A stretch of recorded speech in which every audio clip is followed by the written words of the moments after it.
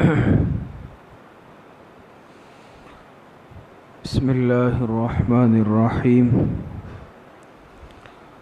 وبه قال حدثنا قتيبة قال حدثنا الليث عن يحيى بن سعيد عن أبي سلمة بن عبد الرحمن عن أبي قتادة رضي الله عنه عن رسول الله صلى الله عليه وسلم أنه قال: الرؤيا من الله والحلم من الشيطان، فإذا رأى أحدكم شيئا يكرهه فلينفث عن يساره 3 مرات وليستعذ بالله من شرها فإنها لا تضره.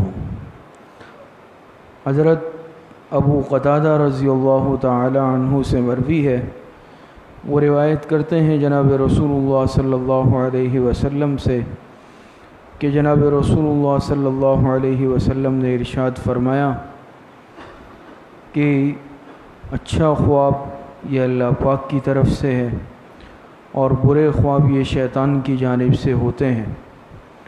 پس اگر تم میں سے کوئی بھی ایک شخص کوئی ناپسندیدہ برا خواب دیکھ لے، اسے چاہیے کہ اپنے بائیں جانب 3 مرتبہ دھتکار دے اور اس برے خواب کے شر سے اللہ پاک کی پناہ کو طلب کر لے، تو یہ برا خواب اسے نقصان نہیں پہنچائے گا۔ کتاب الرؤیا کا سلسلہ اور باب چل رہا ہے، اور اس سے متعلق 2 دروس آپ حضرات کے سامنے بیان ہو چکے ہیں۔ سابقہ 2 دروس میں رؤیا یعنی خواب سے متعلق، تعبیر سے متعلق جو باتیں اب تک بیان ہوئی ہے، خلاصے کے طور پر عرض کرتا ہوں کہ گزشتہ دروس میں خواب سے متعلق ایک یہ اہم بات بیان ہوئی کہ خواب اور تعبیر سے متعلق افراط اور تفریط سے اجتناب کرنا چاہیے۔ ایک طبقہ میں نے عرض کیا تھا وہ ہے جو سرے سے خواب کو بے حیثیت سمجھتا ہے کہ خواب کی کوئی حیثیت ہے ہی نہیں، یہ بھی غلط نظریہ ہے۔ دوسری جانب ایک طبقہ عملی زندگی چھوڑ کر، اعمال چھوڑ کر صرف اور صرف خوابوں کی بنیاد پر اپنی دنیا بساتے ہیں اور ہر وقت خوابوں کے چکر میں، اس کی تعبیر کے چکر میں پڑے رہتے ہیں، جس کے نتیجے میں وہ عملی زندگی سے، اعمال سے غافل ہو جاتے ہیں۔ یہ ترتیب بھی غلط ہے۔ ایک بات یہ بیان ہوئی آپ حضرات کے سامنے کہ خواب یہ حجت شرعی نہیں بن سکتا، کسی خواب کی بنیاد پر حدیث مبارکہ کو رد نہیں کیا جا سکتا۔ بات سمجھ میں آ رہی ہے؟ اصل قرآن اور حدیث ہے، تو خواب یہ دلیل شرعی اور حجت شرعی نہیں بن سکتا، اور نہ ہی صرف خواب کی بنیاد پر انسان اپنے طور پر کسی کے اچھے یا برے ہونے کا فیصلہ کر سکتا ہے۔ اسی طرح یہ بات بھی بیان ہوئی کہ حدیث مبارکہ میں آتا ہے کہ سچے خواب یہ نبوت کا 46واں حصہ اور جز ہے۔ اس کی تفصیل آپ حضرات کے سامنے بیان ہوئی ہے۔ ایک بات یہ بیان ہوئی کہ اصل اعتبار بیداری کے اعمال کا ہے۔ انسان اگر کامیاب زندگی گزارنا چاہتا ہے اور آخرت میں بھی کامیابی چاہتا ہے تو اسے چاہیے کہ اپنی بیداری والی جو زندگی ہے اس کی اصلاح کر لے۔ اور یاد رکھیے، جو انسان اپنی بیداری کی زندگی کی اصلاح کر لیتا ہے اس کے خوابوں کی بھی اصلاح ہو جاتی ہے، اچھے خواب آتے ہیں۔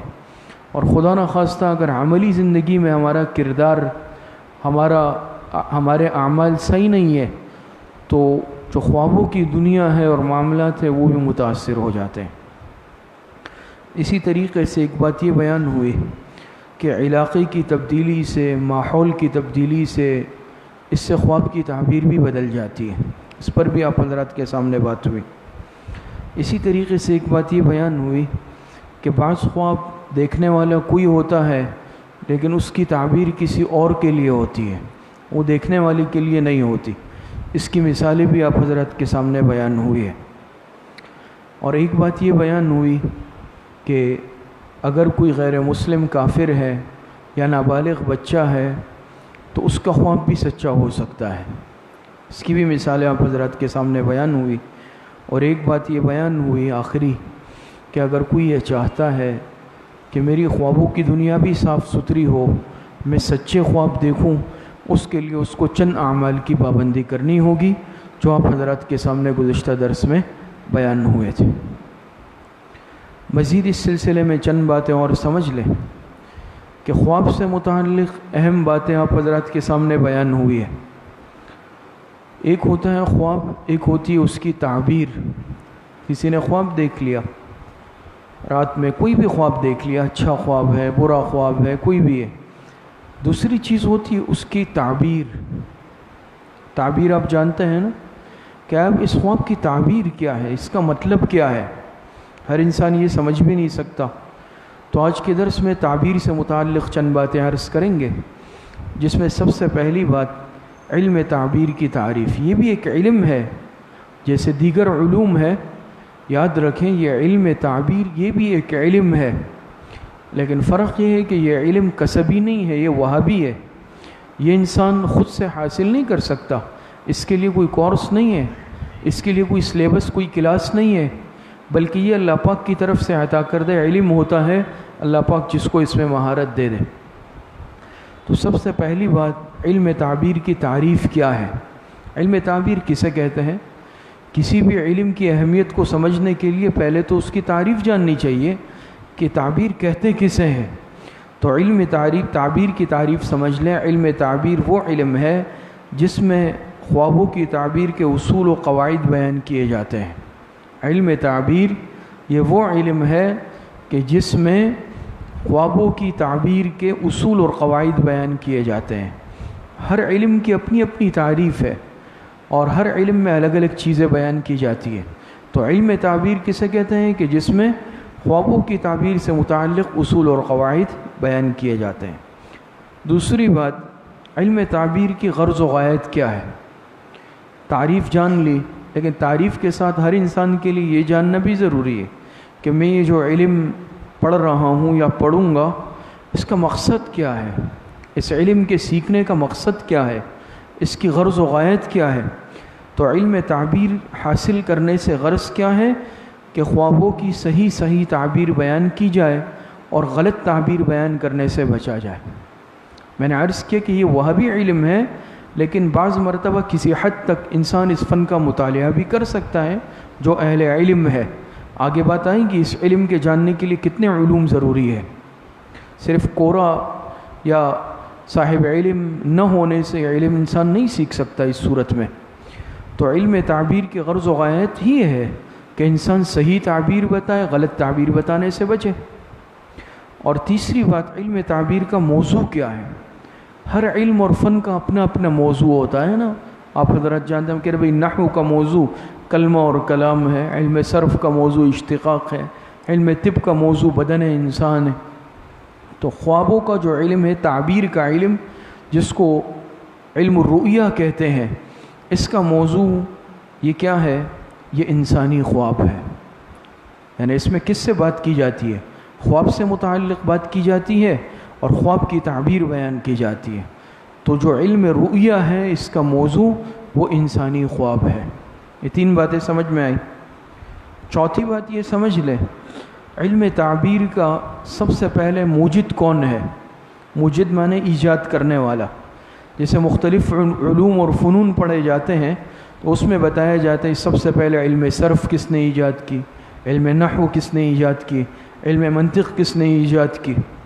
تو علم تعبیر کے موجد کون ہے، اس کو ایجاد کرنے والے کون ہیں؟ تو یہ بات بھی آج کے درس میں سمجھ لیں کہ علم تعبیر کے جو سب سے پہلے موجد ہے وہ اللہ پاک کے پیغمبر حضرت یوسف علیہ السلام۔ حضرت یوسف علیہ نبینا علیہ السلام علم تعبیر کے سب سے پہلے موجد ہے، اور ان کو سب سے پہلے اللہ پاک کی طرف سے خوابوں کی تعبیر کا علم عطا ہوا ہے۔ قرآن کریم میں اللہ پاک ارشاد فرماتے ہیں وَكَذَلِكَ يَجْتَبِيكَ رَبُّكَ وَيُعَلِّمُكَ مِن تَأْوِيلِ الْأَحَادِيثِ۔ حضرت یوسف علیہ السلام سے متعلق ہے کہ اللہ پاک نے آپ کو برگزیدہ بنایا، اور اللہ پاک اسی طرح آپ کو سکھائیں گے خوابوں کی تعبیر کا بتلانا۔ تو اللہ پاک نے سکھایا ان کو۔ اور قرآن کریم میں ہی ہے کہ رب قد آتیتنی من الملک وعلمتنی من تأویل الاحادیث، کہ اللہ پاک نے بادشاہت بھی عطا کی، خوابوں کی تعبیر کا علم بھی عطا کیا۔ تو سب سے پہلے اللہ پاک نے جو علم عطا کیا یہ حضرت یوسف علیہ السلام کو عطا کیا ہے۔ اور آپ جانتے ہیں کہ حضرت یوسف علیہ السلام کو کس درجہ مہارت تھی، قرآن کریم میں بھی اس کی مثالیں موجود ہیں کہ عزیز مصر کے گزشتہ درس میں اشارتاً کچھ بات آئی نا کہ دو ملازم تھے، ایک ساقی اور ایک نانبائی خباز جو روٹیاں بناتا ہے، اور ساقی جو شراب بناتا ہے۔ ان پر الزام لگا کہ یہ بادشاہ کو زہر دینے کی سازش کی ہے انہوں نے۔ دونوں کو جیل میں ڈالا گیا، خواب دیکھا، اور خواب میں کیا دیکھا کہ جو نانبائی ہے تو اس نے دیکھا کہ سر پر روٹیوں کا ٹوکرا ہے اور پرندے اس میں سے نوچ رہے ہیں، اور جو ساقی ہے وہ شراب نچوڑ رہا ہے، انگور نچوڑ رہا ہے شراب۔ تعبیر پوچھی، حضرت یوسف علیہ السلام نے تعبیر بتائی کہ جو ساقی ہے یہ الزام سے بری ہو جائے گا اور دوبارہ اپنی ذمہ داری سنبھالے گا، اور جو نانبائی ہے اس پر الزام ثابت ہو جائے گا اور اس کو پھانسی کی سزا ہوگی، اور اسی طرح ہوا۔ اور پھر آپ کو معلوم ہے خود بادشاہ نے خواب دیکھا، قرآن کریم میں اس کی تفصیلات موجود ہیں، ہم تفصیل میں نہیں جائیں گے، قرآن کے درس میں، تفسیر کے درس میں آپ حضرات سن چکے ہیں، سنیں گے کہ بادشاہ نے بھی ایک خواب دیکھا تھا، 7 دبلی گایاں ہیں اور وہ 7 موٹی گایوں کو کھا رہی ہے، اور 7 خشک بالیاں ہیں، 7 سرسبز بالیاں ہیں۔ پھر تعبیر کے لیے بادشاہ نے پوچھا، کوئی تعبیر نہیں بتا سکا۔ تو تب اس کو یاد آیا ساقی کو کہ او ہو، جیل میں تو ایک بڑے بزرگ تھے اور انہوں نے مجھے سچی تعبیر بتائی تھی، لیکن میں بادشاہ سے اس کا تذکرہ کرنا بھول گیا۔ حضرت یوسف علیہ السلام نے تعبیر بتا کر یہ فرمایا تھا کہ جا کر بادشاہ سے یہ بھی کہہ دینا کہ ایک بے گناہ اور بے قصور قیدی کو آپ نے قید کیا ہے، لیکن یہ بھول گئے۔ تو بہرحال ان کو یاد آیا، اب آئے حضرت یوسف کے پاس کہ آپ دوبارہ تعبیر بتائیں۔ بہرحال اس تفصیلات میں ہم نہیں جائیں گے، تفسیر میں اس کی تفصیلات موجود ہے۔ پھر حضرت یوسف علیہ السلام نے تعبیر بھی بتائی، تدبیر بھی بتائی، صرف تعبیر نہیں تدبیر بھی، کہ 7 سال ایسے خوشحالی کے سال ہوں گے تو اس میں خوب غلہ اگے گا، اناج اگے گا، پورا استعمال نہیں کرنا بلکہ بقدر ضرورت اپنے استعمال کے لیے نکالنا اور باقی گندم خوشوں میں رہنے دینا۔ کیوں؟ اس کے بعد 7 سال آئیں گے وہ انتہائی قحط سالی کے اور مشکلات کے ہوں گے۔ تو اس طرح اگر تدبیر کے ساتھ چلو گے کہ بقدر ضرورت غلہ استعمال کرو 7 سالوں میں اور باقی کو سٹاک کر کے رکھ دو، تو پھر وہ اگلے 7 سالوں میں کام آئے گا، اور پھر جب وہ 7 سال گزریں گے تو پھر خوشحالی آئے گی۔ تو تعبیر بھی بتائی، تدبیر بھی بتائی۔ کتنی مہارت اللہ پاک نے دی حضرت یوسف علیہ السلام کو۔ تو سب سے پہلے موجد حضرت یوسف علیہ السلام۔ اس کے علاوہ بھی علم تعبیر کے بعض مشہور ائمہ گزرے ہیں جن کو اللہ پاک نے اس علم میں بڑا ملکہ دیا، جن میں 6 ائمہ بڑے مشہور ہیں۔ سب سے پہلے حضرت دانیال علیہ السلام، یہ بھی اللہ پاک کے جلیل القدر پیغمبر ہیں۔ دوسرے حضرت امام جعفر صادق، حضرت امام جعفر صادق رحمۃ اللہ علیہ، جو حضور علیہ السلام کے خاندان میں سے ہے، اہل بیت میں سے ہے۔ اور تیسرے حضرت امام جابر مغربی رحمۃ اللہ علیہ، چوتھے حضرت امام ابراہیم کرمانی رحمۃ اللہ علیہ، پانچویں حضرت علامہ ابن سیرین، محمد ابن سیرین رحمۃ اللہ علیہ، جن کا کچھ تذکرہ آپ حضرات کے سامنے آیا، آگے بھی آئے گا۔ ان کو بھی اللہ پاک نے بڑی مہارت دی اور عجیب عجیب قصے ہیں ان کی تعبیر بتانے کے۔ اور چھٹے حضرت امام اسماعیل ابن اشعث رحمۃ اللہ علیہ۔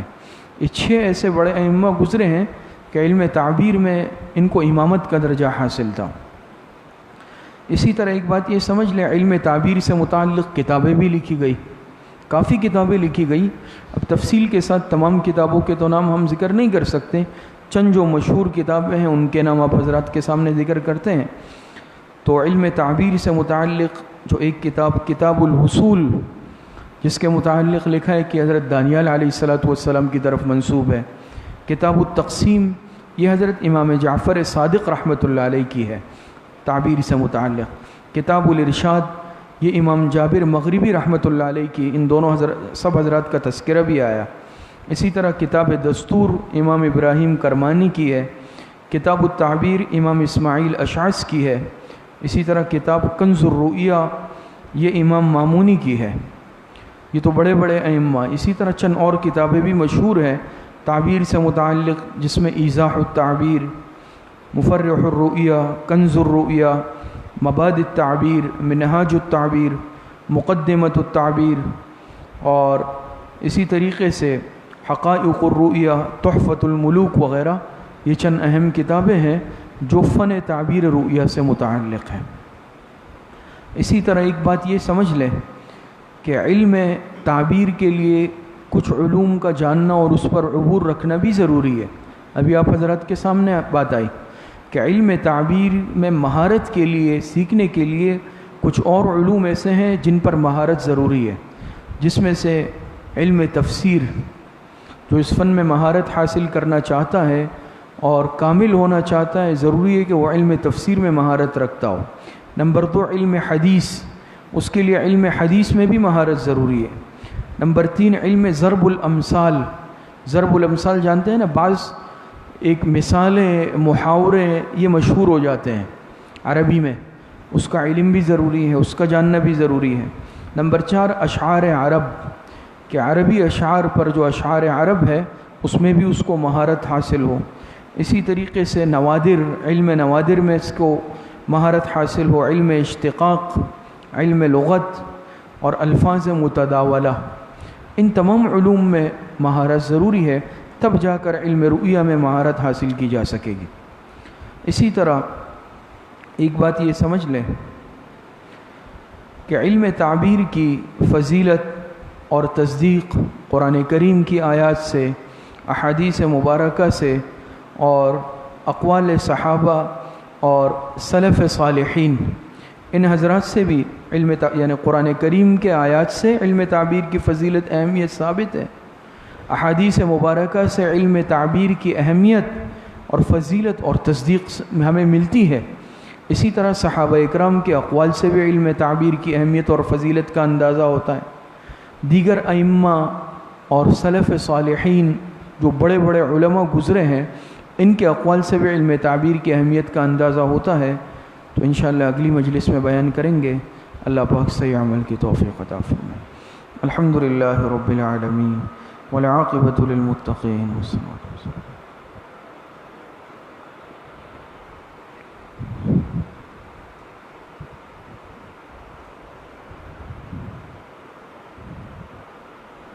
وصلی اللہ وسلم علی نبینا محمد وآلہ واصحابہ اجمعین برحمتک یا ارحم الراحمین۔